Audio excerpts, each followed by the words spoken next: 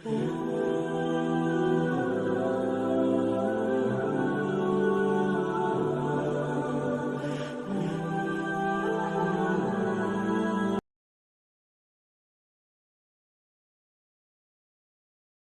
Bismillah ar-Rahman ar-Rahim. Nahmaduhu wa nusalli wa nusallim ala Rasulih al-Kareem.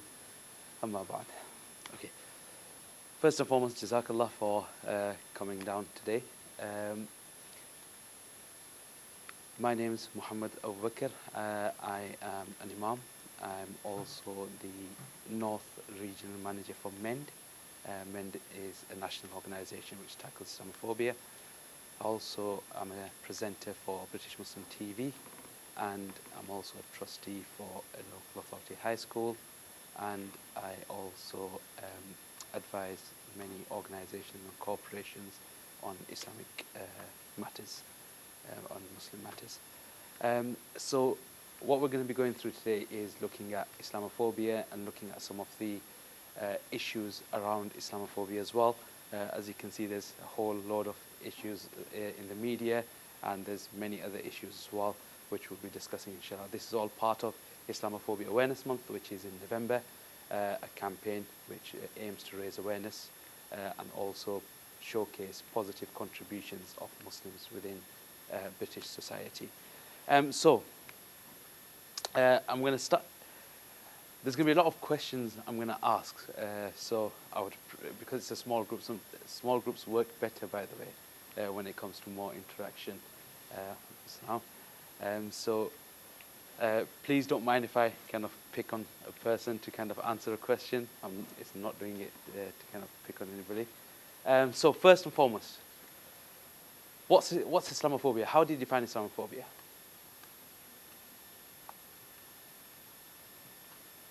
So you're sat in, let's say you're sat in a lecture and the professor at the front says, by the way, this term Islamophobia, what is it? You're a Muslim. What's Islamophobia? Yeah.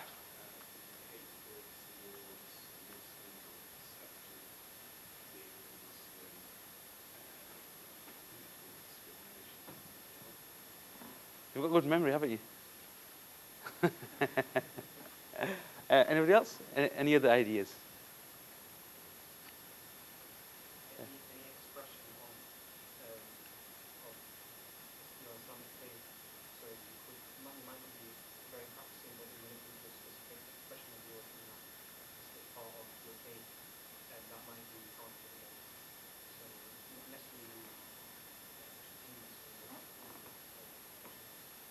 Okay.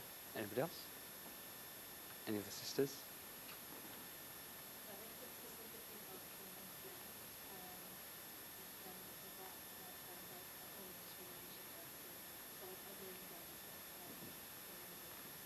Okay. So yeah, so it's pretty much what you mentioned. Now within the UK there's a lot of, well, not within across the world, there's many definitions of Islamophobia.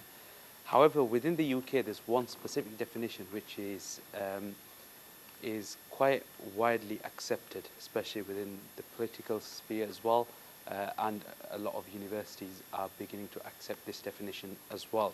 And that's the definition which has been put forward by the All-Party Parliamentary Group on British Muslims, and that's how they've defined it, as you were saying, expression of Muslimness, or it's a type of racism basically, which targets expressions of Muslimness or perceived Muslimness. Now we all know racism targets your ethnic background, the color of your skin, etc. So this Islamophobia is a specific type of racism, which doesn't really look at the color of your skin or your ethnic background. It looks at expressions of Muslimness. Now what are those expressions? It's basically based on the person doing the Islamophobia part. So me wearing a turban, it may be for somebody expression of Muslimness. Sisters wearing the hijab, wearing a scarf, might be expression of Muslimness. The brother with a beard might be expression of Muslimness. And the important part in this definition is the thing right at the end is perceived Muslimness. Now that's quite important to add, because sometimes, even though a specific thing might not be not be something which is attributed to Islam or Muslims, but somebody can think of it as something which is attributed to Islam or Muslims. Does that make sense? Right? And for that reason, sometimes non-Muslims can actually also be victims of Islamophobia. Example? Can anyone think of example? I think there was something that people like Maddie and my friend, they were talking about like men who are Sikh, like they take away themselves and they mistake them for like Muslim people. So they just like Exactly. And it was, yeah, after 9/11 that did happen, where the Sikh individuals were being targeted because the people attacking them thought they were Muslims. And so, although not being from the Muslim faith, they were being victims of Islamophobia. Now, when we look at Islamophobia, you see, there's two things which nobody can deny. You can't deny physical attacks and verbal abuse, right? That's obvious. Everyone can see it. But unfortunately, sometimes there's a lot of other type of Islamophobia which is not as easy to prove as a physical attack or a verbal abuse, such as discrimination and marginalization, right? So you're at work, for example, and you're being treated completely different to other colleagues. You're at university, the lecturer is very willing to, happily, willing to give advice to one specific student, but with you he's always a bit hesitant. Why? I'm not saying that happens, but an example, that discrimination. Now, you can't say straight away it's Islamophobia, even though, yes, it may well be, but it's very difficult to see those kind of things. So that's quite important to understand that the physical attacks and the verbal abuse, it's there, but there's a whole lot of other Islamophobia that happens below the water. So, Islamophobia isn't as bad as some organizations portray it to be. What do you guys think? Because we've had this. I mean, there's individuals in the media who say, don't fall for these bogus claims of Islamophobia, it doesn't exist. Is it really as bad as MEND and other organizations try to make it look like? You don't think so? Okay? Anybody else?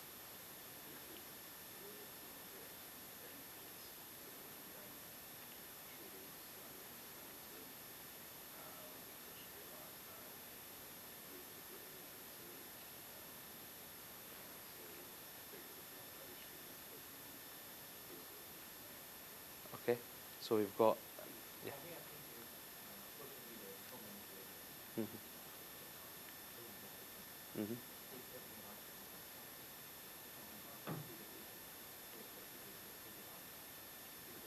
Mm-hmm.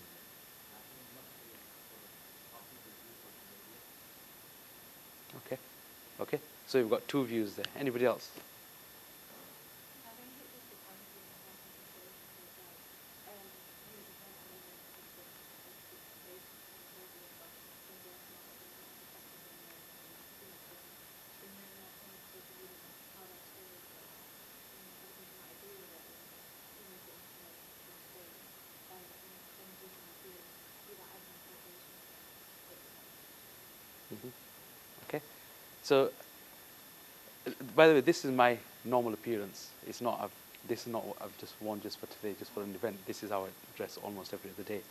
Now, despite dressing like this, I've only experienced Islamophobia once in my life. So, the fact that you're saying it depends on a person's experience. Some people genuinely, yeah, they probably never experienced it, and they may think that, I've never really experienced it.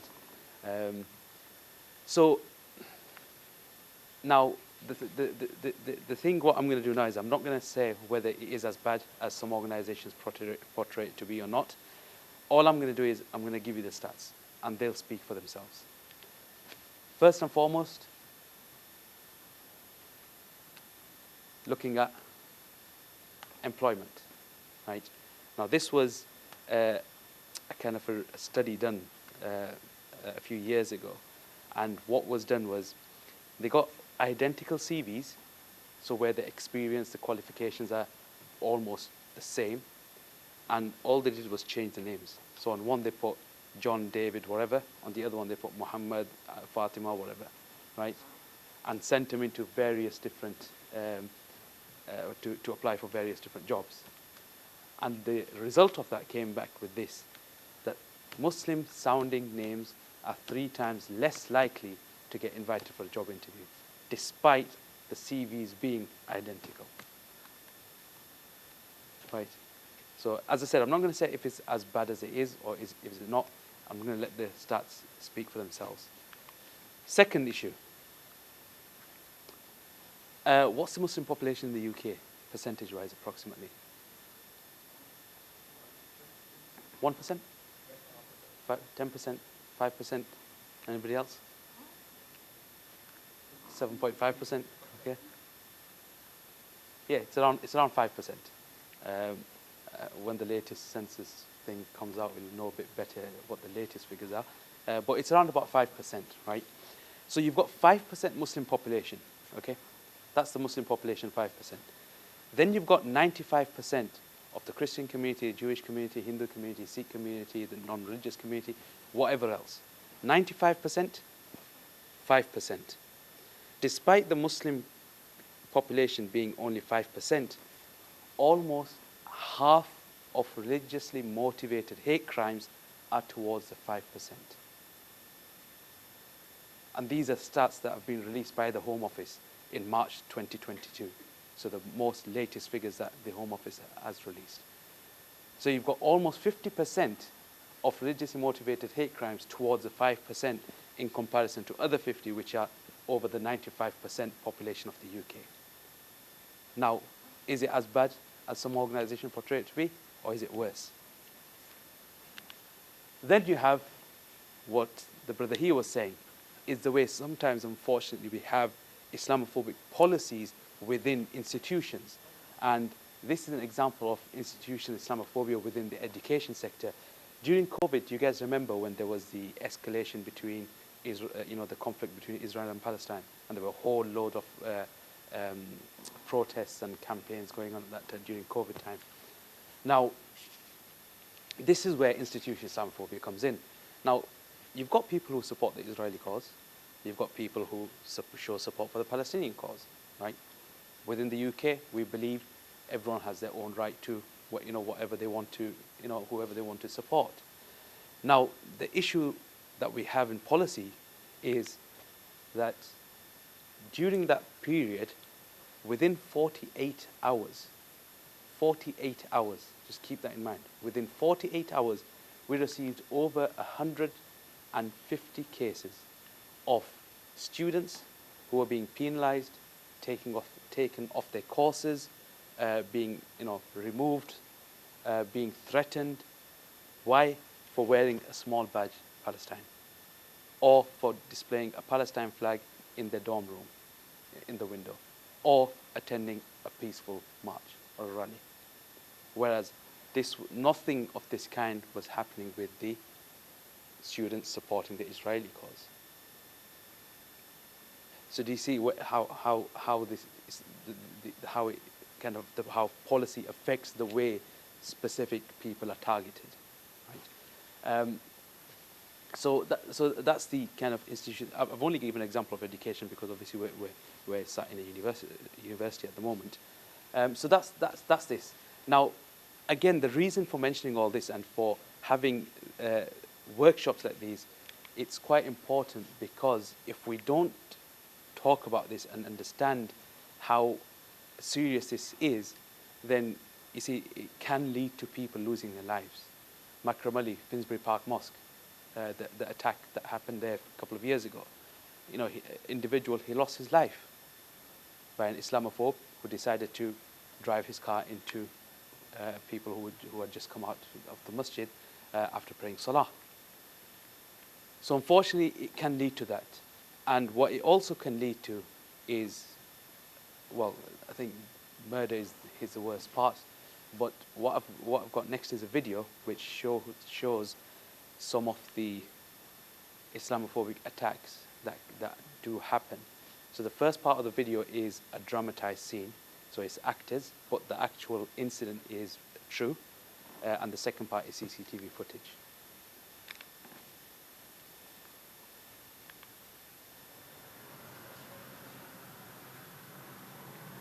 What you wearing that for? That don't belong here. Take it off! I said take it off! Hey, you. What do you think you're doing? Come on then! Stop, please, stop. No, please, stop. Please stop.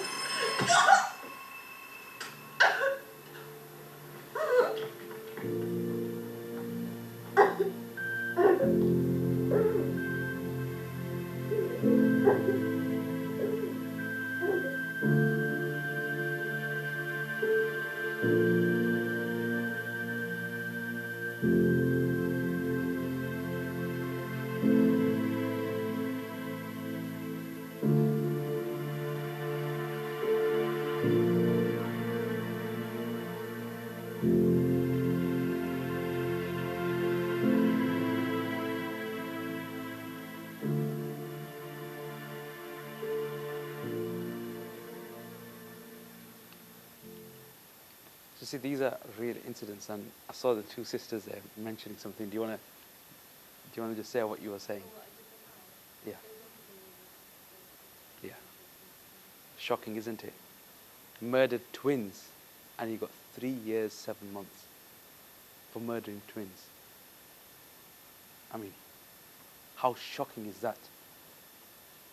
It's absolutely pathetic to get 3 years, 7 months.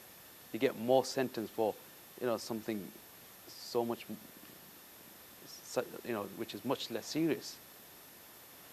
So unfortunately, these are the kind of things that happen if we don't tackle Islamophobia and we don't raise the awareness of Islamophobia. So, what's actually causing Islamophobia to rise?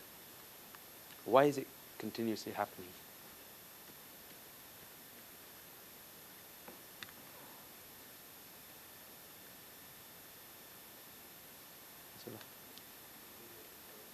Media portrayal, I think that's quite obvious.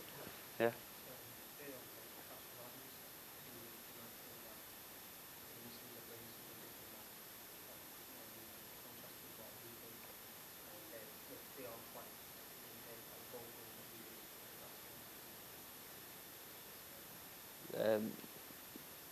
Could I say then fear of change? Fear of change, okay.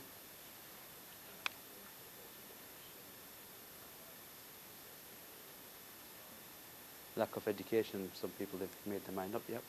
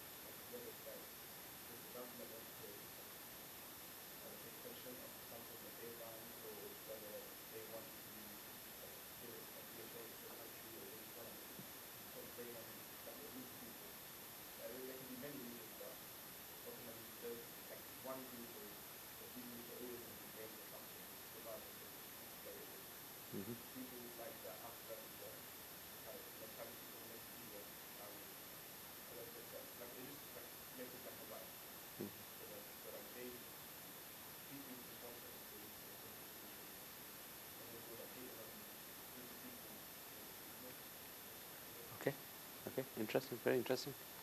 Anybody else? Any other thoughts? What's causing Islamophobia? No?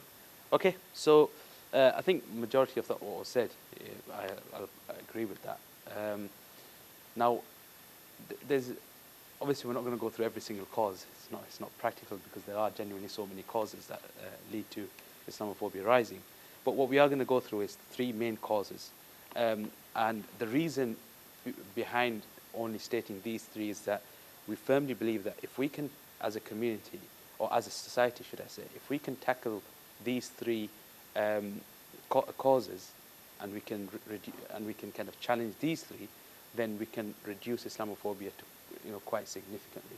The first one being, which the brother did mention, is media negativity, and an example of that is all over here, on this banner, you can see all the different type of articles that are there, right? So many articles there that, what Muslims are being portrayed as. In fact, the stats actually show that for every one moderate Muslim mentioned in the press, there's references to 21 extremists. So imagine that. By the way, when you guys applied for uni, did you have to give a reference? One reference, two references? How many? How many references did they ask for? Sorry, I'm asking because I'm not sure. Give one. Okay. So if you ever apply for a job, they'll usually ask for two references, right? From my university, they asked me for two for some reason, maybe because I look like this, I don't know. But yeah, so it's usually two references. Now, references, the reason people ask for them is to basically, so they get a better understanding of who this person is, right? What kind of person he is.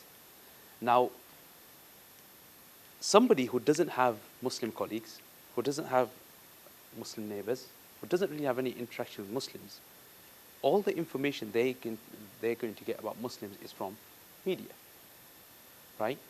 Now, if continuously on TV and on articles and all sorts, if they're continuously seeing Muslims have done this, Muslims are this, Muslims are like that, Muslims are doing this and this, that, all the negatives, the 21 extremists, and then one news article pops up, a small little organization gave food packs during COVID to so and so.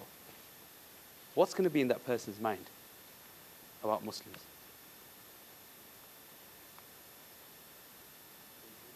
Right? Hatred. It'll be genuinely, they'll be afraid that every Muslim is like that. I mean, every time I open the news, it's always Muslims are doing this, Muslims are terrorists, Muslims are bombers, Muslims are, there's grooming gangs, there's this, all sorts. And that's the only thing that's going to be in their mind. And hence they'll get that hatred for Muslims, even though the issues that the media show is a minority within a minority, right? So that's the issue that we have with the media.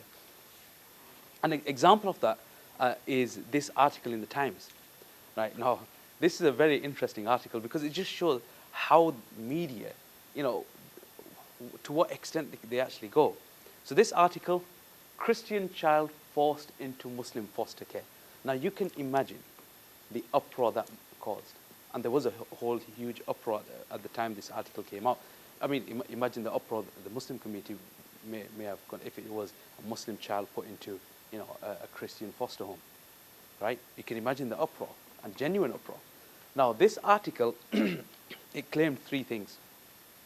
It claimed, firstly, that the foster mother, she used to wear she's a niqab-wearing woman.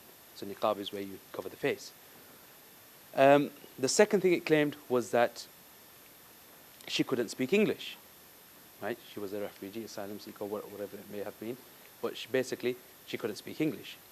And the third thing it claimed was that the foster parents had confiscated the cross that the child used to wear around her neck. Now, genuine concerns? Genuine concerns, right? Even a Muslim would probably read that and think that's genuine concerns, right? How can you put a child into a home where the parents don't speak English, right? Genuine concerns. And why are they confiscating the cross? She's a Christian, let her, do it, whatever. Now, the issue that we had was all three of these claims were false. Each one of those were false. Niqab one, it was false because the sister was a hijab-wearing sister, so she used to wear a scarf, not the niqab. So there's a huge difference between the two. The second one about speaking English is, does anybody know the law around fostering? The UK law. The UK law doesn't allow a non-English speaking person to foster a child, to take a child into foster care. So how can the council break the British law and put somebody into a home where they don't speak English? Impossible, right? Unless it's a council which is, who won't say anything, it's being recorded. But, so that's the second thing.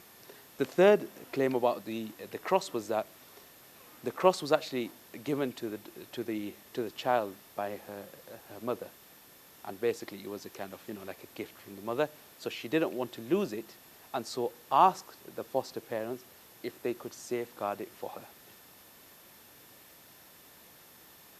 Now, look at the difference between the two, right?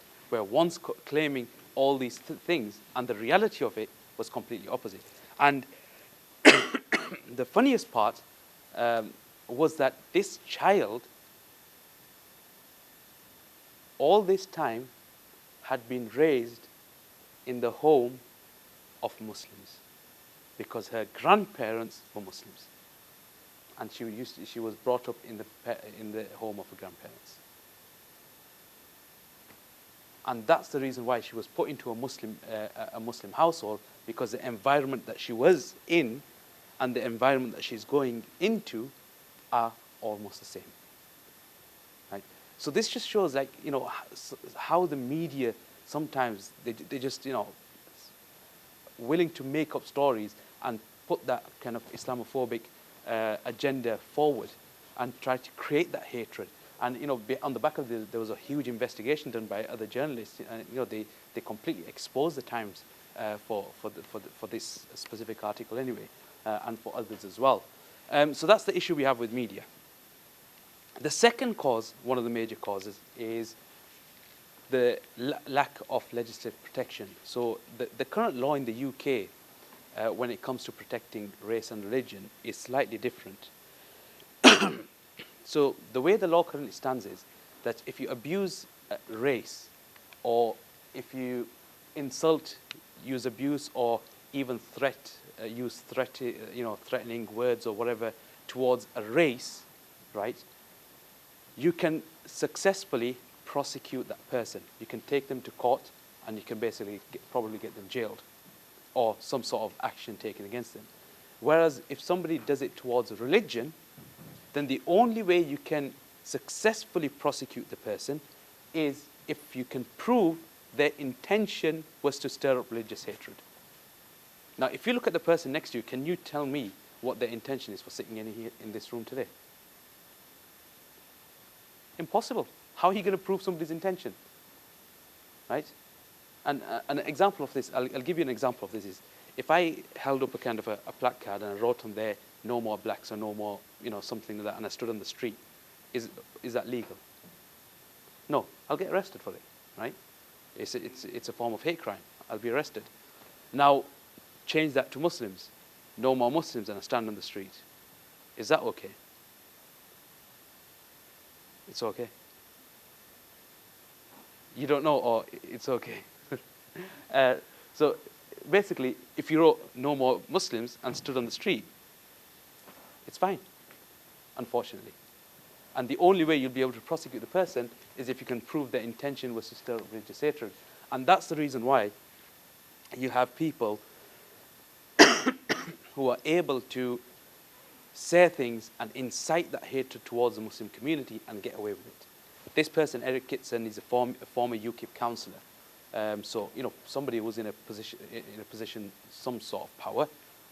And this is what he wrote regarding Muslim women on his social media: "Hang them all first, ask questions later." Imagine he had written that about the black community or the Jewish community. You can imagine what could have happened, or what would have happened to the person. But unfortunately, it wasn't towards those two communities. It was towards the Muslim community, towards specifically Muslim women. Hang them all first, ask questions later.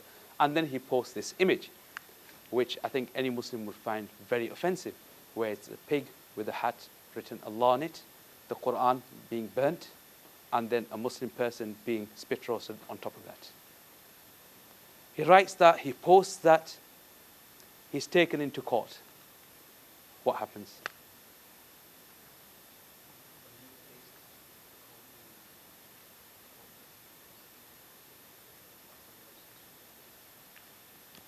That's exactly what happened. He walked free because the judge said, unfortunately, lack of evidence cannot prove his intention was to stir up religious hatred. Yes, it's offensive, but intention you can't prove. Yes.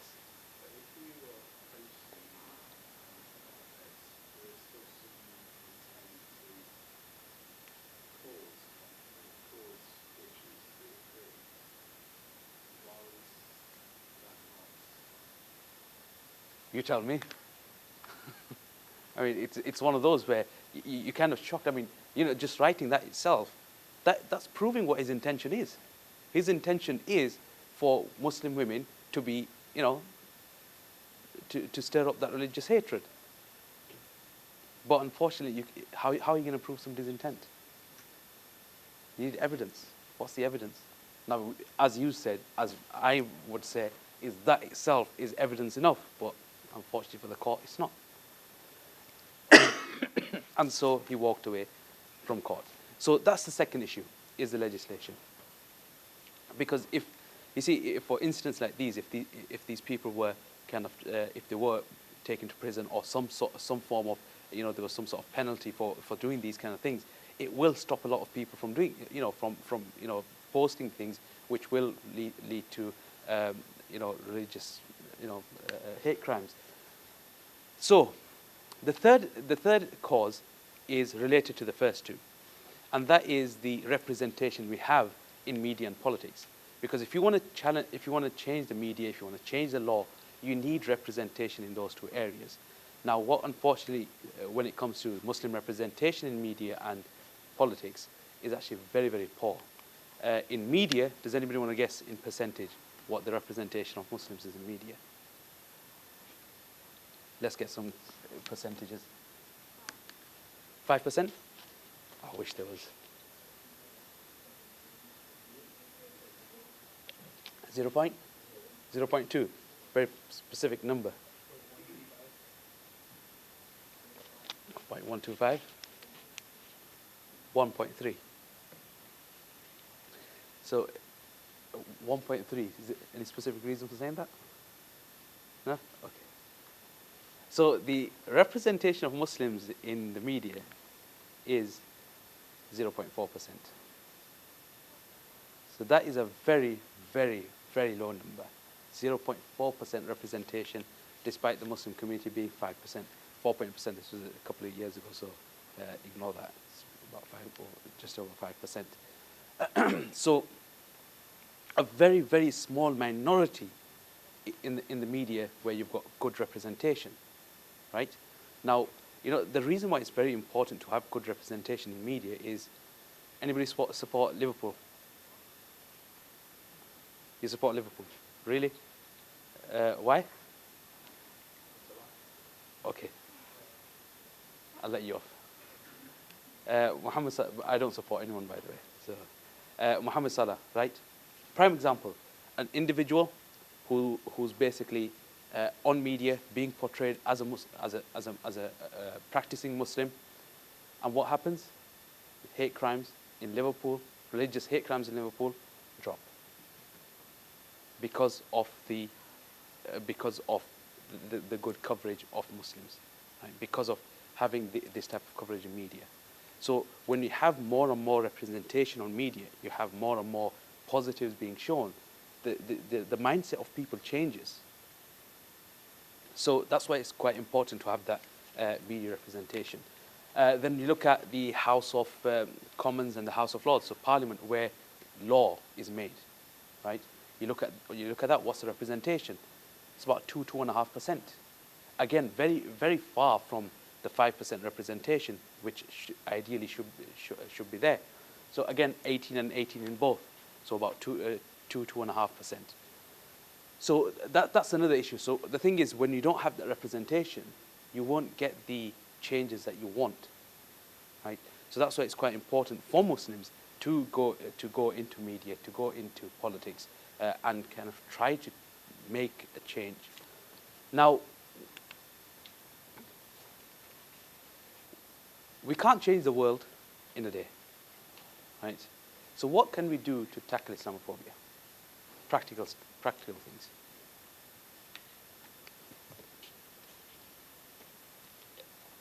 Things that will help. Educate, definitely.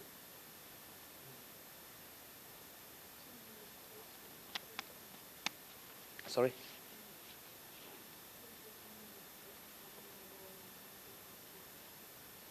Changing legislation, yeah. I mean, yeah, that definitely is something which will tackle, which will tackle Islamophobia. Yeah.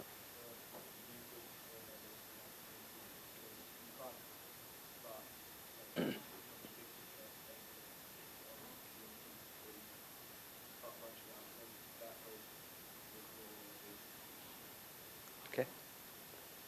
So do other communities have to make more role models to get the same type of protection?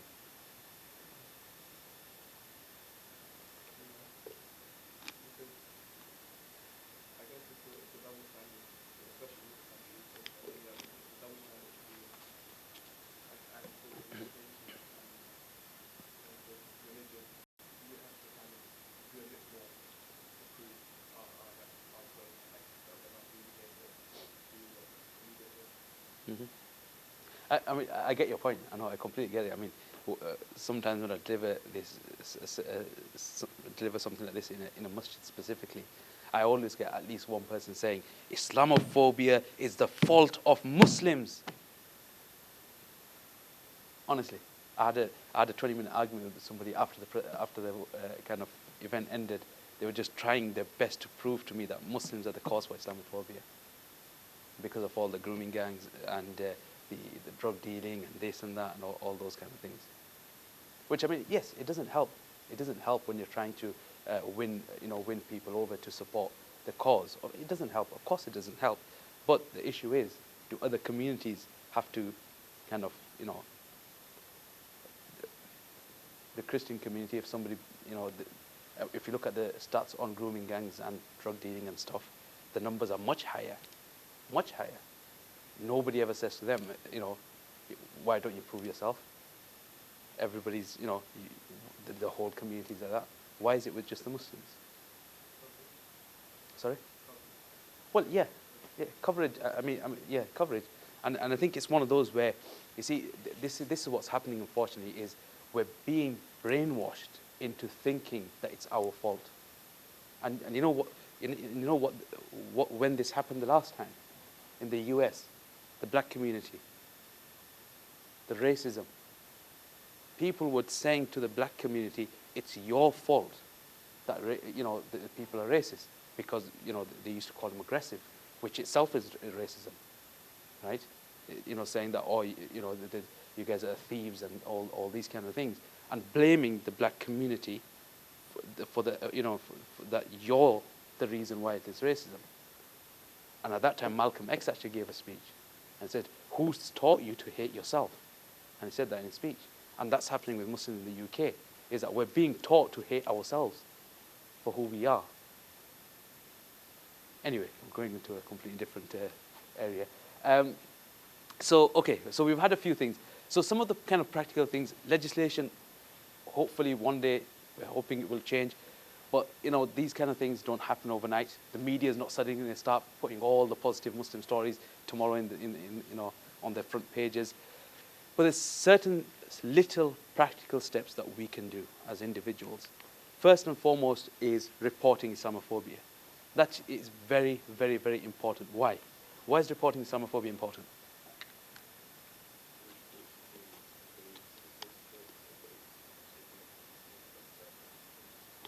Absolutely. So, everyone here Muslims? Yeah, okay. So, in Islam, we're taught a lot, sabr. Have patience. Have sabr. So, you're walking in the street, somebody says, "Oh, you so-and-so." Right? Sabr, don't worry about it. Just walk away. There's always a place and time for sabr. And there's a place and time for action as well. And even something as, I won't say small, because that's not something small. So even something like that, where somebody just says something, to report it, it gives organizations like MEND and other organizations that are trying to lobby Parliament and trying to lobby the MPs to change legislation. Right? It helps, because when you want to propose something, you have to back it up with evidence. And if your stats are showing, there's been 1,000 religiously motivated hate crimes towards the Muslim community, and 1,000? There's, the population is a few million. What's 1,000? Nothing. So we need to have those stats and have the accurate stats to show government that, look, it is a very serious issue and it needs to change. Yes. Is that all in regards to forms of Islamophobia or stuff like that? You can't really speak about it all.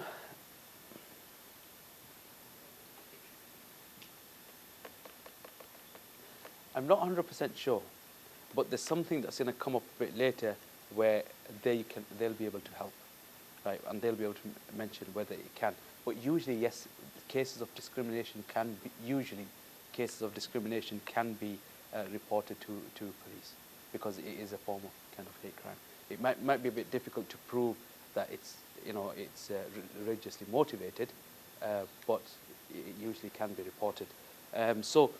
So first thing is reporting. Second thing is, as the brother said, education, raising awareness, and that's with wherever we are, within our friend circle, within our families, with our neighbours, whatever, is trying to raise that awareness, right, of Islamophobia.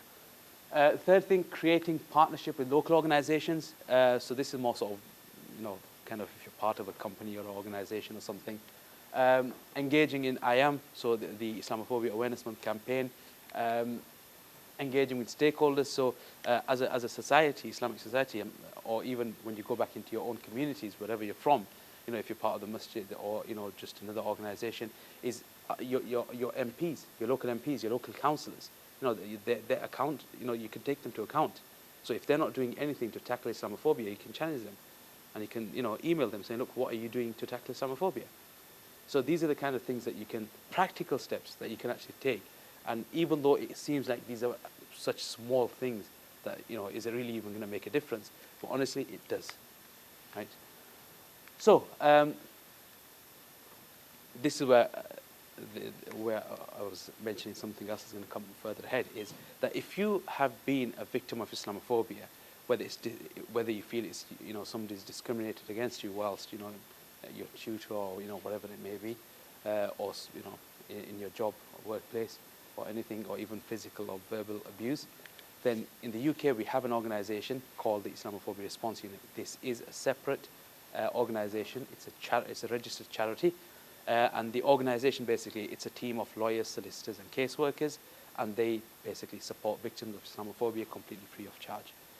So they'll take on the case to offer whatever support that they can. So in the case of discrimination specifically, if you send them an email or call them, they'll be able to advise on exactly how you can report it, whether you can report it, whether there's enough evidence to kind of, and to be honest, they'll probably take on your case for free, and they'll take it through the whole process. So yes, so the Islamophobia Response Unit is there for anybody that has suffered Islamophobia.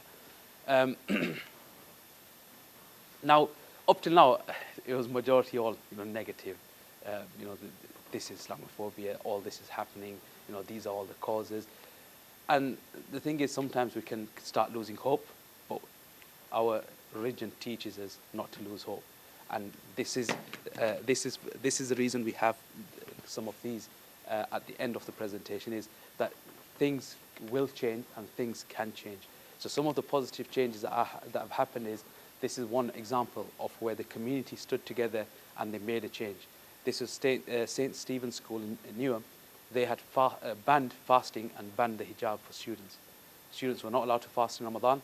They were not allowed to wear a scarf. Banned. Community got together. They worked together. They got in touch with the school. Started building those relationships. And within a couple of days, actually, the policies completely reversed. Fasting was reinstated. Hijab was also reinstated. And the chair of governors resigned simply because how did he allow a policy like that to actually even go through in the first place? Right? So a positive, right? It's a success when the Muslim community comes together and challenges Islamophobia. Another positive, employment at the beginning. We mentioned Muslims are 3 times less likely to get a job interview, right? you don't need to be disencouraged, because there are a number of companies, number of corporations who are now working with organizations to make their workplaces more Muslim friendly. You've got, huge companies here, KPMG, Rolls-Royce, Financial Conduct Authority, Network Rail, and these are just a few, but there's many, many other organizations and companies that are kind of going down that route where they're trying to make things better for Muslim employees. Then we've got the police services. So in 2015, up until 2015, if you experienced Islamophobia, it was just recorded as a hate crime. So it was just a hate crime, right? So if you ever asked for, I want to know how many Islamophobic hate crimes there are, they won't be able to tell you, because they've got a whole kind of bunch of hate crimes, and Islamophobia is in there as well. But in 2015, after a lot of lobbying and a lot of work being done on the ground, the new law came in that every single police service in the UK has to record Islamophobia as a separate form of hate crime, and also allocate specific resources to tackling Islamophobia, right? So a huge achievement, a huge positive change. I'm not sure if you guys remember this article, 1 in 5 British Muslims sympathy for jihadis. So there's about 20 of us in this room. That means what? 4 of them have sympathy for jihadis, right? That's literally what the article was saying. And I mean, if, with a million, let's just say a population of 1 million, 200,000 Muslims in the UK support jihadis, apparently, according to the article. Now that's scary, for a non-Muslim to hear that. That's a very scary thing. 200,000 people, that's an army, right? But unfortunately, the article itself was false. The stats were false. And as an organization, we challenged the Sun. It was the Sun. We challenged the Sun, took him to IPSO, went through a whole 4-month long process and battle with the Sun, and eventually got them to apologize and issue an actual apology within their own newspaper. So, it's not the ideal thing that we want, just an apology. There should be something more. But the fact is that it is a kind of a success for the community. Another one, the definition of Islamophobia specifically, as of now, almost all political parties, all major political parties, should I say, and over 40 councils have adopted the all-party parliamentary group's definition of Islamophobia as a kind of a first step to tackling Islamophobia. So again, this has just happened within the last year or so. So again, it's a lot of changes going on. So these are just some of the kind of the positives, just to show you that things are changing, things do change, and we need to kind of carry on doing what we can to tackle that. So, who is MEND? What does MEND do? So MEND, as I said at the beginning, is a national organisation which focuses on tackling Islamophobia. Our main objective is reducing Islamophobia. That's all we want. Eventually, we don't want MEND to exist. That's our target. One day, MEND shuts down, closes down, because there's no need for it. Because there shouldn't be a need for an organisation like MEND. Right? So, major reduction in Islamophobia. Second thing, empowering the Muslim community. We've seen how media and politics has an effect on Islamophobia. So how can we kind of be more actively involved? So we have training courses and workshops and all sorts on media and politics as well, understanding how they operate, how you can kind of, get involved, how you can kind of challenge media, how you can lobby your MP, how you can lobby Parliament, etc. So all that is there. So empowering the Muslim community. Securing Muslim future for, our children in the UK. We know there's within the UK, well, within Europe, there's many countries where certain things are being banned, where hijabs are being banned, halal food is being banned, etc. So what we don't want is for that to happen in the UK, where 15 years, 20 years down the line, it's difficult for Muslims to practice their religion and practice their faith.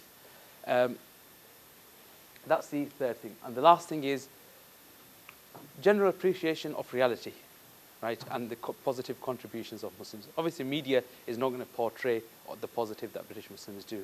So what we try to do is get those positive stories and showcase those. I mean, one of the main things Islamophobes and racists say to people is go back to your own country. Has anybody experienced that, by the way? Yeah, right, go back to your own country. Right? Now, the thing is, what they don't know is in World War I, over 400,000 British Muslims fought for Britain. 400,000 Muslims fought for Britain in World War I. So, as much as, the country belongs, well, you say it's your country, Muslims have shed blood to kind of, protect this nation. And also, when you look at after the world wars, the whole, redeveloping Britain, if you're into your history, all the workforce was from where? Commonwealth countries. It was a black community, the Muslim community, other communities, South Asian community. They all came to the UK to rebuild Britain after the world wars. Otherwise, they couldn't have done this without the help of all these different communities. So when you say go back to your own country, we're the ones that built this country, right? So so there's a lot of positives that Muslims contribute to the UK, which unfortunately doesn't get seen as much as the negatives. So the organization is a volunteer-led organization, so we're always looking for volunteers to help us to kind of support, to tackle Islamophobia locally within each area. So we do have a kind of a working group in Sheffield. So I do request, those that can try sparing some time to volunteer for the organization, so we can kind of, raise more awareness within Sheffield, not just within the university, but in the wider community as well. So if you can, please, on the website men.org.uk/volunteer, and basically help us, join us to tackle Islamophobia. And finally, I'm going to end on, well, I'm not going to end on this quote. It's not a bad quote, it's actually a really good quote. But what I'm going to mention is that it's in the Quran. Allah subhanahu wa ta'ala says that, do you think after you believe you won't be tested? Right? Do you think once you believe, that's it, things are going to be easy and you won't be tested? And you see this Islamophobia that we experience, the discrimination we experience, and the challenges we experience in general, these are tests from Allah subhanahu wa ta'ala. Right? What Allah wants to see is what we do in those times. When we're going through those challenges, what are we going to do? In situations like dealing with Islamophobia specifically, we lose hope quite a lot because we think things are not going to change. Me standing here talking about this today, how is that going to make a difference? Somebody just swore at me and called me so-and-so Muslim. Me reporting that, nothing's going to happen. Police are not going to take it seriously. They're just going to say, yeah, and put the phone down. Things are not going to change.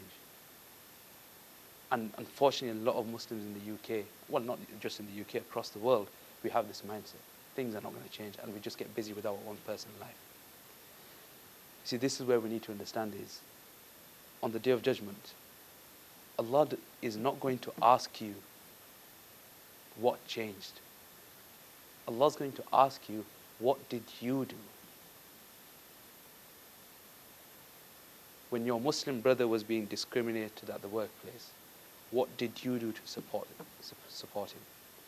When your sister's hijab was being pulled off on the street, what did you do to support her? When the Muslim community was being defamed and it was being attacked, what did you do to protect its dignity? That's what Allah will ask, is what did you do? Not, okay, you did that. Did it change? Did anything change? What was the point of doing that?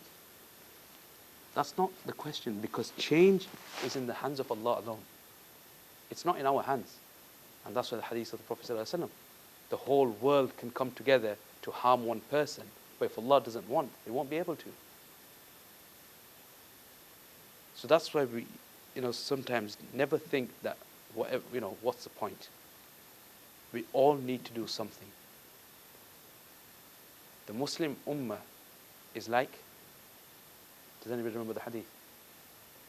It's like one body. If your head hurts, the whole body hurts. And so we need to do something about it. And we need to make sure that we do something and not just sit there and think, no, nothing's going to change. Because these are tests, and Allah wants to see how we react and what we do when we face these challenges. So, Jazakallah khair. I hope that was beneficial. Jazakallah for your time. And any questions, I'm more than happy to answer. If there's no questions, more than welcome to leave. There's a Islamophobia Awareness Month selfie kind of frame thing. If anybody wants to take pictures, I would appreciate if anybody does. So yeah, you can take some pictures as well. Jazakallah. Any questions?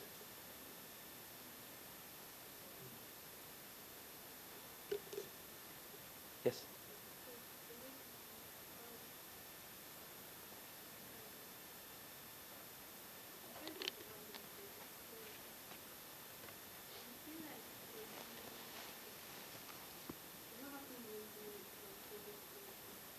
Sorry?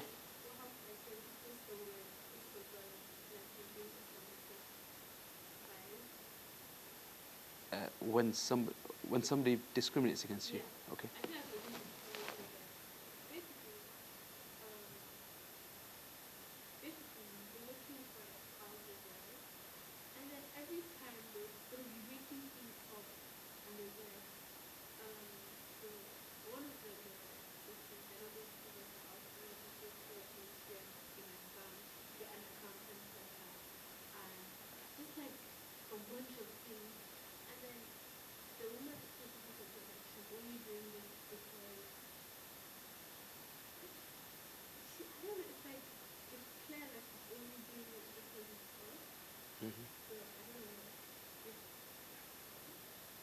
Okay.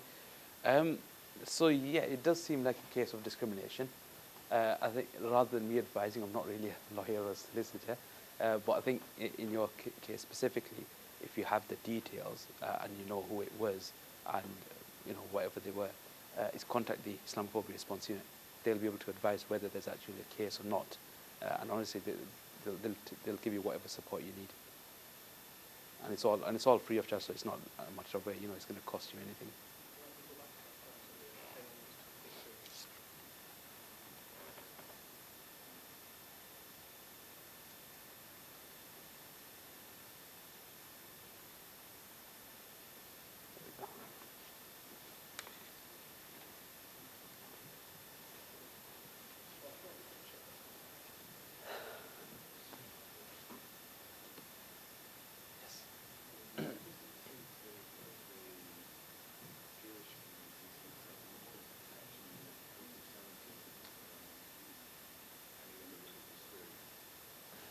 The reason being is because you remember the legislation I showed, the difference between race and religion, is that the Jewish community are classified both as a race and a religion. So they're protected under both.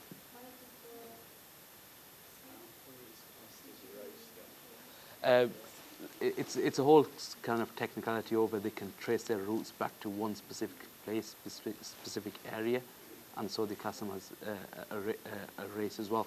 Same applies with the Sikh community. They're protected under race as well because they've kind of proven that they all trace back to one area in South Asia, Punjab. So they all come from the Punjab area, and so it's a race. But whereas Muslims, unfortunately, because we're not from a specific area or anyone, and from all different backgrounds, hence so Christians won't be under race either.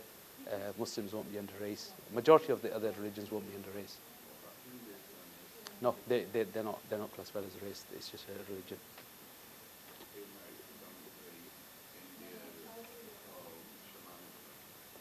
Yeah, so they're still classified as just a religion. So the only two religions I'm aware of is the Jewish community and the Sikh community who have been successful in applying kind of race to themselves, and hence why they have better protection. Yes.